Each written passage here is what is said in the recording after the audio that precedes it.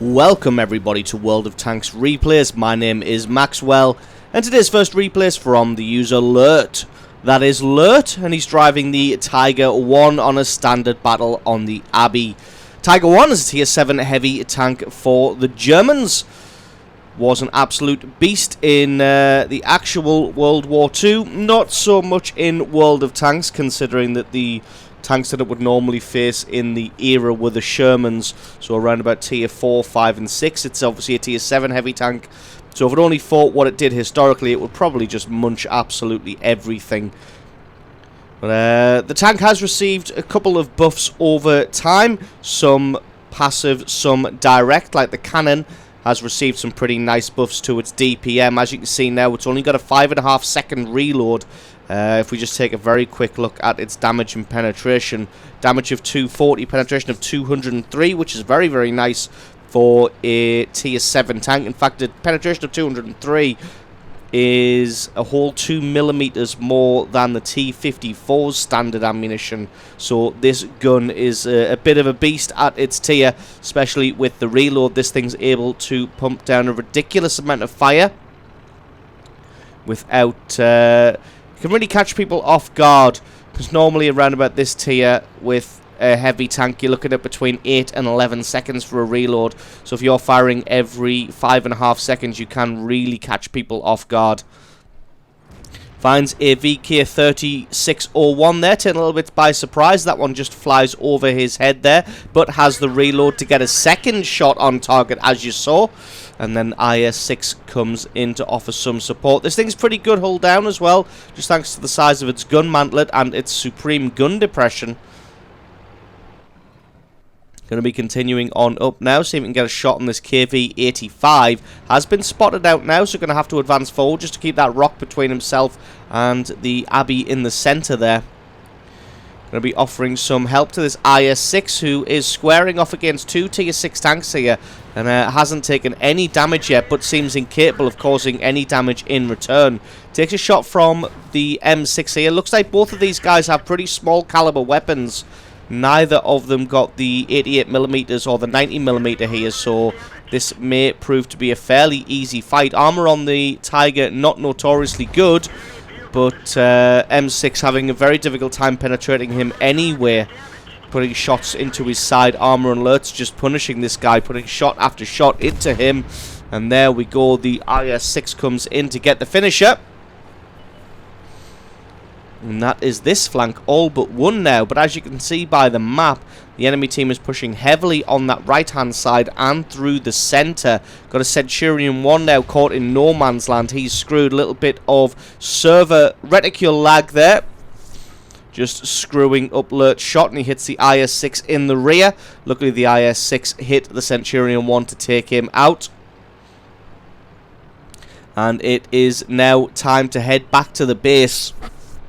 As you can see, enemy tanks pushing very heavily on that right-hand side, and now making a move through the centre. Lurt just having a quick shot into the middle there to see if he can hit somebody as he goes. Going to have a quick stop to see if he can take out the AMX-12T or the Comet, but it looks like both of them are safely hidden behind rocks here.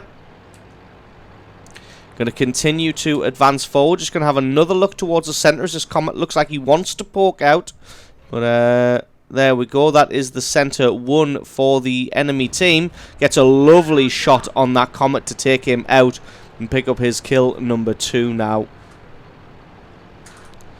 So the enemy team look like they're a little reluctant to start this base capture now. They've absolutely pushed the allied team all the way back to the base now and obliterated them on that right-hand side, but they still haven't started a base capture. Winning this one currently at 8 kills to 11.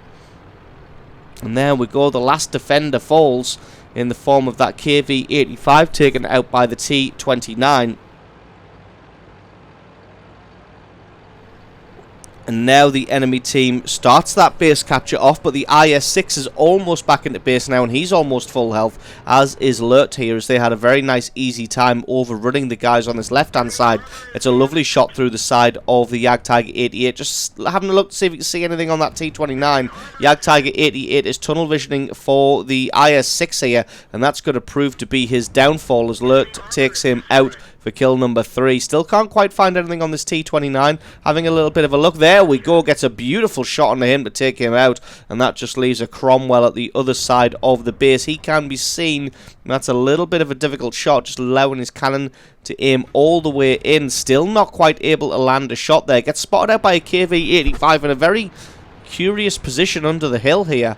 Not really sure what he's doing. The Lorraine 155 takes out the IS-6. KV-85 looks like he's trying to do some mountaineering. Unfortunately, he doesn't have the gun depression, but Lurt does, and he takes him out. Now he's going to have to push on towards the base to see if there's anybody else in there. But to be honest, the last time everyone was spotted was that Dickermax on the right-hand side, the AMX-12T in the centre. And now you can see the Lorraine 155 all the way back at base at AT8. Continue to push on. But it looks like he may be in trouble now. He's got artillery in front of him and an AMX-12T behind him. And he's probably going to be getting shot to bits right about now. And indeed he has. He gets taken down by the artillery. And now it is Lurt in his Tiger 1 versus 3 enemy tanks in the form of that Lorraine 155-50, the Dickermax and this AMX-12T. Going to be having a look across towards the Abbey to see if he can see anybody now. To be honest, with 3 tanks left on the enemy team, they are much more likely to attack now than defend. So he's going to have to find himself a good defensive position. Gets himself behind this rock, and we're just going to speed this one up a little bit till we get back into the action. Just setting himself up in a bush in order to keep eyes on the road there to see if anybody comes down. Just keeping an eye. Spots the AMX-12T in the centre, takes him out with a beautiful shot. Gets spotted now by somebody. Don't know if it's going to be that Dickermax or that Lorraine. Probably going to be the Dickermax. Takes a heat shell that sounded like in the side. Or it may have been HE. Not really sure why the Dickermax would have HE loaded.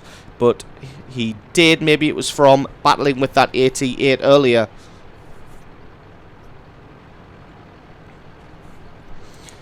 Now this is looking a lot more even at 13 kills to 14. Lurt still got 1,200 hit points versus a Dickermax and a Lorraine. The Dickermax not very well armoured at all. Does have decent DPM and has very, very good camo considering it's a premium tank destroyer. And they didn't receive the same nerfs to camo rating that regular tank destroyers did a couple of patches back. So Lurt saw which direction the shot came from, which was down that road there. So he's going to be taking a flanking manoeuvre all the way around this left-hand road. And then he's going to be cutting up this little rise to the right-hand side here. Hopefully by this point, the Dickermax will have advanced a little bit further up the road. And Lurt can catch them off guard, maybe get the side or even possibly the rear armour, depending how far up the Dickermax has pushed. Nope, he's only pushed up a little bit up that road, but still, it is enough. And Lurt gets a great shot through his armour. Couple more shots should be enough to take him out. There we go. Can't afford to stop moving those. That Lorraine is proving to be pretty damn deadly, but a 5.5 second reload means that he can just hit him a few times and then continue to move, which indeed he does. Picks up the Dickermax for kill number 7. Now he's going to push down this line here and try and find the Lorraine 155, if indeed he is still alive. May still be behind the base camping. Going to go and have a quick look at his last known position. Don't want to put yourself too much out in the open, as something like the Lorraine will just blow your face off if they catch you unawares. Doesn't look like he is in the same position that he was earlier, or any other position around here by the looks of it. Nope, not seeing the Lorraine. So probably best to go for the base capture now. Oh, and there we go. The Lorraine 155 shows up in the other base. And he has probably enough of a cap advantage to make this one a loss if Lurt continues just to cap this one out. So decides to go steaming out of the cap circle. And he's going to drive. Just had a little pause there just in case the Lorraine decided to come out of the cap circle. Lorraine having a speculative shot there. Lurt's going to have to play this one carefully. He does still have 1,200 hit points, so he probably can take at least one shot from this Lorraine. but he does have absolutely fantastic gun depression, although the Lorraine has top-down view. He gets one great shot through the Lorraine. Just going to charge him down as he knows he's got the hit points. Lorraine has a shot, and that one missed, and that's going to be all she wrote, and that is GG. 8 kills, 3,500 damage, coming up big with the win in the end for his team. Showing great map awareness and positional play there from Lurt, knowing exactly when to flank around to the sides of his enemies and knowing where they are most likely to be so they can take advantage of their positioning. So awesome replay from you. Thank you very much for sending that one in. Don't forget, guys, to stick around because, as always, there is another game coming right up.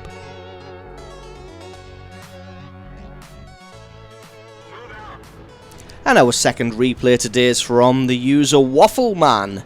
That is Waffleman, and he's driving the T20 on an encounter battle on the steppes. T20 being a tier 7 medium tank for the Americans. One of my favourite medium tanks of all time. Really enjoyed playing the T20 back when I owned this little tank. It was a bit of a shame to see the back of it when I traded it in for the Pershing, as the Pershing is nowhere near as fun to drive as this little thing is. On paper, it doesn't particularly jump out or strike you in any particular way. It has a decent hit point pool, good speed, maneuverability, and agility. A half-decent cannon, although the reload can be a little bit long. Although for tier 7, 9 seconds isn't particularly long that you have to worry about it. But still, all in all, I found this tank to be absolutely excellent. So, Waffleman going to be dallying in the centre for a while, trying to decide which flank to take to. Hasn't quite made his mind up yet. He's going to be heading over to the right-hand side to support the cap circle, but spots out a couple of light tanks making a mad dash through the centre there. Gets a great hit through the side of the ELC. Now going to try and pick off the T37. Gets a great shot through the side of his armour as well. These light tanks are being ripped apart here. The T37 finally falls. ELC AMX making a run back to his own cap circle straight up the road. Waffleman going to try and get to some high ground to see if he can pick him off, but it looks like he is going to get away scot-free. Quite a lot, having a blind shot there just in case, as he, on the route that he would have made his way back into his own cap circle there, or his own spawn location. Just going to hang out in the centre for a while just to see if anybody shows their face like those light tanks did, thinking that maybe the ELC might want to come back, considering that both other flanks are pretty heavily contested. And there we go, Waffleman's little bit of 6 cents paying off, as the ELC has indeed come back to the centre. Going to be making a move down the central path there, although he's only driven about halfway down, realised he's been spotted, and then probably turned round and left again. So we're going to be sitting here for a little while longer. There we go, the ELC makes an appearance straight up the centre, so Waffleman springs into action, chases him down, takes him out, and that is the light tanks eliminated for the enemy team there.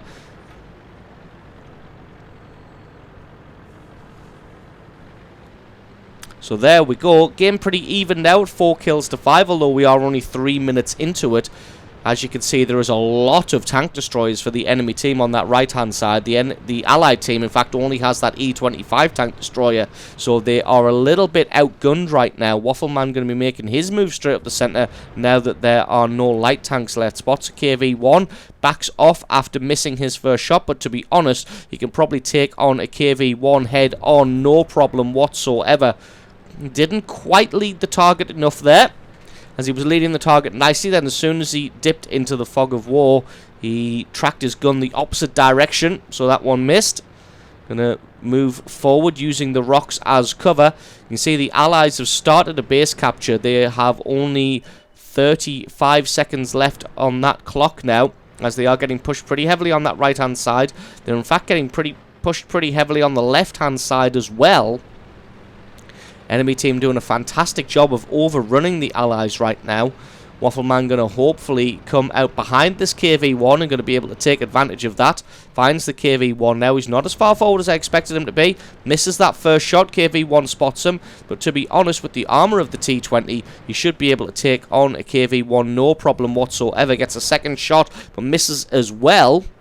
He's being a little bit too cautious of the KV-1's gun, in my opinion. And the KV-1 is making a beeline for the cap circle to try and help with the defense here. But as you can see, there's only an allied KV-1 and then that Chaffee making a run for it. KV-1 still heading towards the cap circle, taking considerable damage now from Waffleman. Decides now to switch his attention across to that FV. Just got to wait for his reticule to close in. Gets a great shot. Leaves him with only 21 hit points now. Got to be careful though, because the FV does have a substantially quick reload speed. Gets him right in the face to immobilize him, but it's not enough as he takes him out. Enemy starting a base capture now, as there's only himself and this AMX-13 F3 left. And it is 8 kills to 13 at the moment. There are 7 enemy tanks and 2 allied tanks remaining, so this one is pretty much a foregone conclusion now. It's just going to be a case of get in towards the cap circle and cause as much damage as possible before your team goes down. If you're lucky, you might pick up a medal, and then you might pick up a little bit of decent experience. 3+ in the cap circle now, 45 seconds on the clock. Waffleman going to be making his way over, as is the artillery in a surprising move. Artillery going to be making a move towards the cap circle here. Not got very long left on the cap clock. Going to have to be really making a move now to get in there as quick as possible. You could just tell the enemy chat is going to be no cap kill all noobs. A call that they may come to regret, as the AMX-13F comes in from one side and Waffleman comes in from the other. Gets a great shot on this SU-152. Looks like the artillery hit him as well. Going to be aiming in on his rear armor. Gets another good shot. The AMX goes flying past the SU-152. Got to get one more shot on this SU to try and keep his artillery friend alive, which indeed he does. But it looks like the T-67 was enough to take him out. T-67 is obviously the renamed T-49 tank destroyer. But there is still quite a lot of enemy tanks in the cap circle now. Going to get this KV-1 from earlier. Gets a great shot on him after bouncing one in return. As you can see, KV-1's gun no match for the T20. Poke himself around the corner. This SU-85 looks like a one-shot as well. Just trying to work with his gun depression. Going to have to poke out a little bit further. Decides to shoot the T-67 instead to take him out. And that just leaves the SU-85 in the cap circle. There's an SU-100M1 flanking around. What a shot through the top there to take out the SU-85. Got to be aware there's also an SU-100 coming in, but it looks like everybody has nicely agreed to be on low health as they come in to try and take on the T20 of Waffleman. They've all decided just to be one-shots. Just got to keep an eye on this SU-100 and the SU-100M. The SU-100 fairly quick, as you can see, as he comes flying in. Waffleman decides that he's the biggest threat. Going to take him out for kill number 7. The SU-100M1 takes this opportunity to charge in, rams him, does a considerable amount of damage, but just one good shot is all it takes, and that's kill number 8. And that just leaves the VK-3601, wherever the hell he is, was last spotted on the number 1 line, but you can almost guarantee that he'll have been steaming in as well. Just not the fastest tank in the world. He's the only person who didn't get the memo about being on low health and being just a one-shot. He does get some damage onto Waffleman, but Waffleman is able to carousel around him now. He doesn't quite have the agility to make it all the way around, although there is that corpse in front of the VK-3601 hampering his ability to traverse on target. That is all it takes. That's kill number 9. 3,500 points of damage, GG, and the victory. So absolutely heroic play there from Waffleman in the T20. Like I said, picking up 9 kills, 3,500 points of damage. Dallied for a while in the centre there, not quite sure which flank to take to be honest. If he'd chosen either flank, he probably would have died 10 minutes ago. Well, maybe not 10 minutes ago, because the game's only been going for 9. But he probably would have died 6 or 7 minutes ago if he had committed to a flank earlier on. And as it was, he was able to sneak around behind the enemy tanks and take them out whilst all being on low health. So awesome replay from you. Thank you very much for sending that one in. Don't forget, guys, if you've got yourself a great replay, please send that into replay@screenreality.com. The link for that is in the description. Just attach the replay file itself or the link to the What Replay website to the email, and I can check that one out for you. So thanks very much for watching. Don't forget, if you enjoyed this video, you found it useful, informative, you learned something, or you just enjoyed it, think about hitting that subscribe button, because there's a lot more World of Tanks content on this channel. I've been Maxwell, this has been World of Tanks Replays, and I will catch you guys next time.